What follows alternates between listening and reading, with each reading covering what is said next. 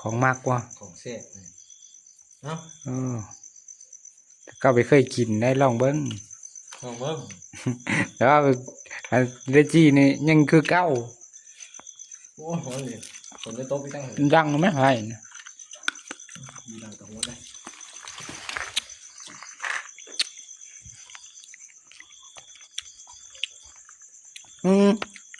นึกว่ามะก่อ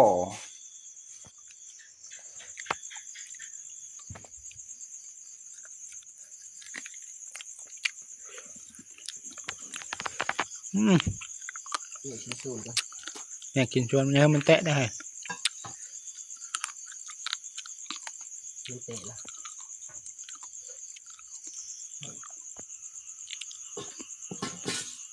ยังมันนะ น้อยเป็นสูงจริง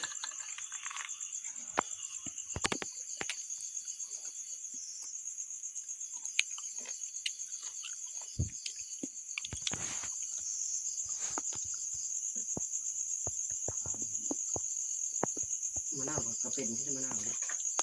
มะนาวสีนะบ่ มะนาวปี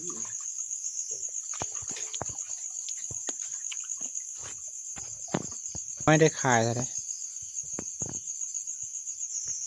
มันเป็นกายมะนาวเลย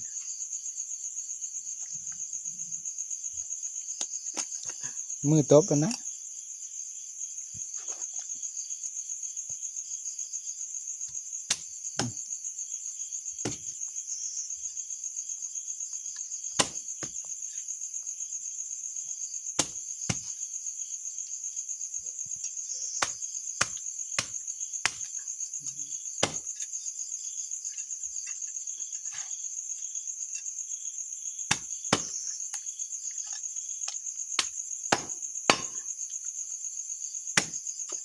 เฮ็ดมันแบบมันเฮ็ดยางแล้วก็เฮ็ดมันลาบกินเนาะ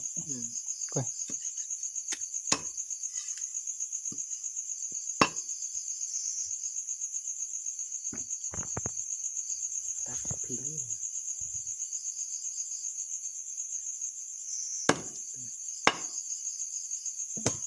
ตัดอีก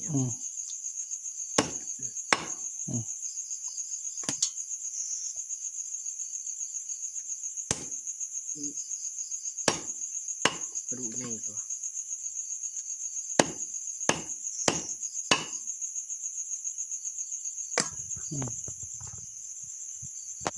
โอ้โห